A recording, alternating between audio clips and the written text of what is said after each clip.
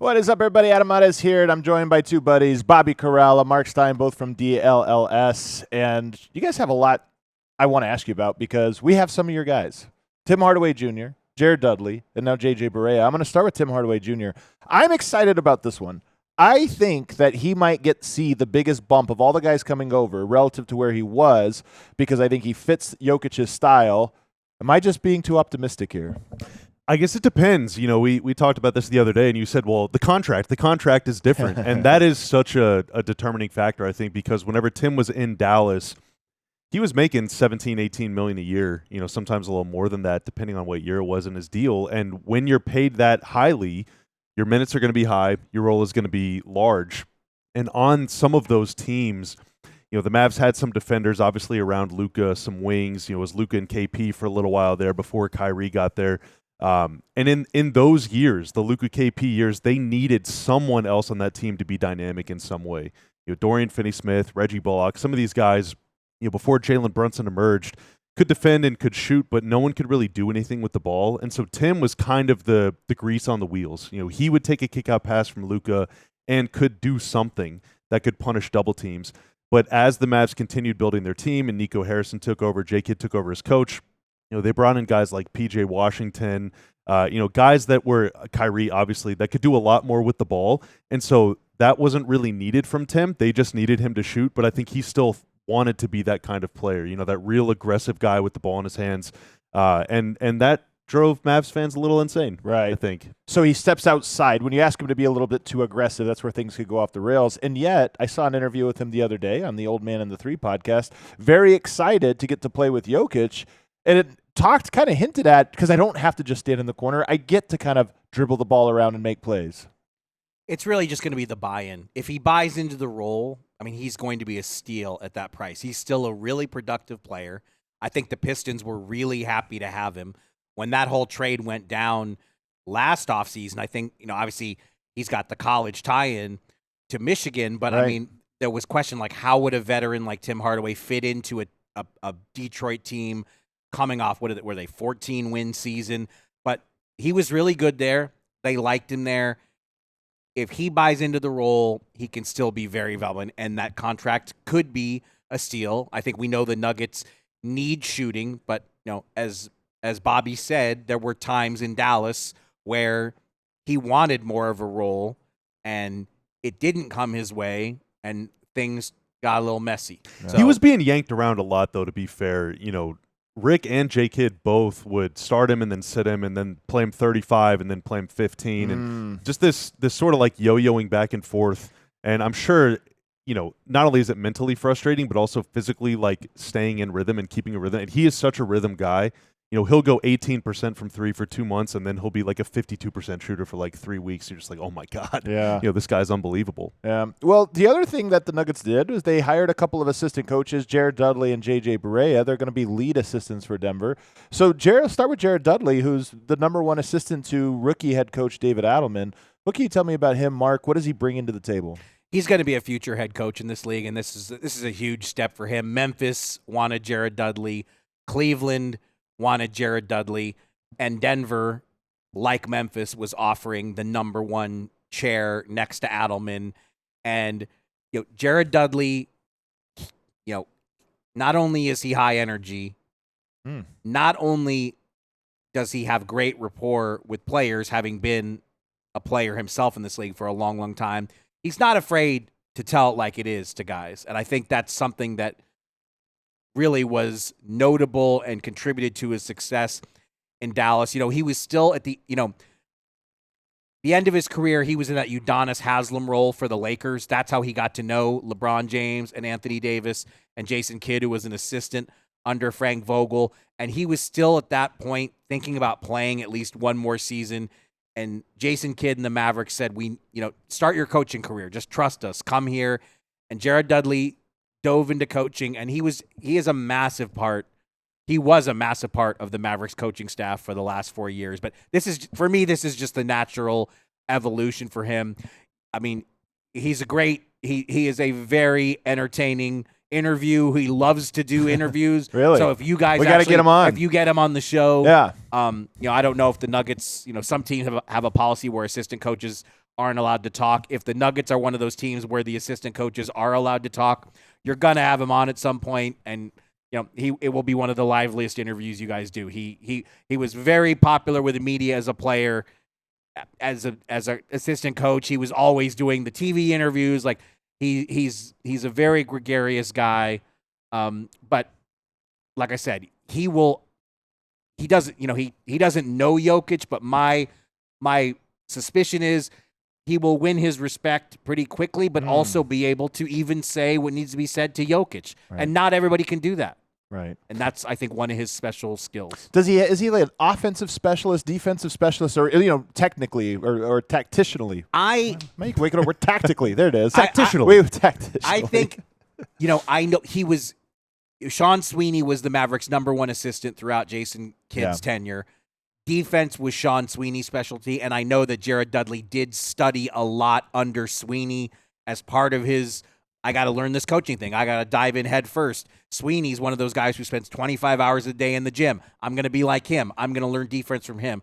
So I think he is naturally probably more defense than offense, but I think a big part of what he brings to the table is the way he will talk with the guys on that team. And he's been a starter, the 15th man. He's never been the franchise guy, but you see the way, LeBron James and Anthony Davis absolutely love him. I mean, that's where it's a real loss for the Mavericks. Anthony Davis, this is going to be his first full season in Dallas, and the assistant coach who was closest to him is now in Denver. The Mavericks are bringing in Mike Penberthy, who was with the Lakers in LA. Yeah. Because of his, he is super close with AD. So Mike Penberthy, like you said, also has a Nuggets background. Right. He's going to step in now to that role where he's the AD guy. But Jared Dudley will be missed in Dallas, and Denver got a good one.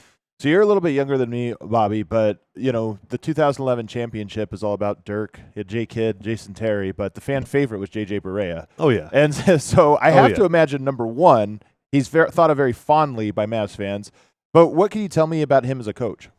Yeah, I mean he was a hero on the 2011 team, inserted in the starting lineup in the finals, and there's a very famous video and photo of LeBron trying to back him down to no avail. And, he locked him down in the post. JJ's forever an icon for that. But later on in his career, he had a lot of injuries and ended up becoming like basically their fifth guard, but was still on the team again, kind of in the Udonis Haslem role. And he almost became a player coach, really a conduit from Rick Carlisle, who was then the head coach, to Luka and to KP, where he was in some cases literally translating the message from Rick to those guys into Spanish, but then also just like saying, this is what the coach is saying, you might be hearing it this way, this is what he actually means.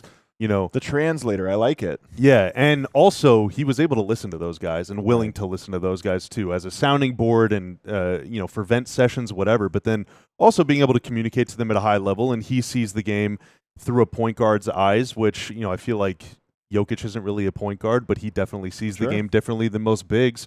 Jamal Murray too. I mean, your two most important players are guys that see the game differently than your average player, and so JJ I think can help there. As a coach, he's got a couple years head coaching experience in Puerto Rico. I'm crestfallen that he has not been on the Mavs staff at any point, but I wish nothing but the best for him.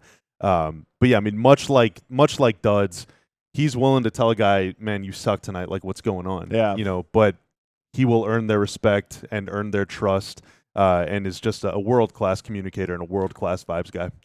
Anything you want to add to that, Mark? And then also, rookie head coach and now two guys who have not been in this chair. Is that odd at all to you? Yeah, I mean, that would be the surprise. And, I think if you ask any of us who are around this team, everybody loves JJ Barea. It is impossible He's not the best. to like him. He's the best. Really? And he will become a fan favorite there, too. Even as a coach. To the extent that an assistant coach can, he will be. But, yes, I mean, now JJ Barea, he has been a head coach on multiple occasions in his native Puerto Rico, but this is his first real NBA coaching job. He did have kind of an introductory to coaching stint with the Mavs, but, this is going to be his first time on a bench, and he's moving right into the number 2 seat. So Dudley number 1, JJ Barea number 2. The Nuggets still technically have the number 3 seat open, but you're not going to get a former head coach to sit in the Right. number 3 seat. Right. Surprises me a little that with David Adelman had a great playoff run, but I mean, David Adelman's coached 3 regular season Right. games. He's coached 14 playoff. Did Two they go 7-game 7? series, Yeah, so two he's coached 7-game 14 series. playoff games, Yeah. and that's it. And so you would think, and look, he is the son of a head coach. He is a basketball lifer. Yep. His dad's a Hall of Famer. He has been around NBA coaching his whole life. But even saying all that, like you just saw, Jason Kidd just had 3 openings on the front of his bench, which is very rare. 2 of those spots are filled by fellow former head coaches in Frank Vogel and Jay Triano. So I am surprised that no one on the Denver bench is a former head coach. That really does kind of surprise me. And they had someone there. Ryan Saunders was on the last staff as a former head coach. So it is, I think they would benefit from a wise old head to join that staff, but it's not going to happen, I don't think. A rookie president of basketball operations, rookie GM, rookie head coach, rookie first chair, rookie second chair. So the Jokic Nuggets last year of his deal. What could go wrong? Yeah, I know it could go wrong. Well, on the flip side, and I'm not going to put you on the spot here, Mark, because I don't want you to get aggregated, but I hear Dudley and Barea both very close with Luka Doncic. Nikola Jokic very close with Luka Doncic. Is there any part of you that when you hear those guys being signed, you go, "Huh, that's interesting"? No. I really I told you didn't even have to answer. I You're really, like, I I'll really answer. do, and I really don't, because the Lakers are not gonna let Luka Doncic out of their midst. They're not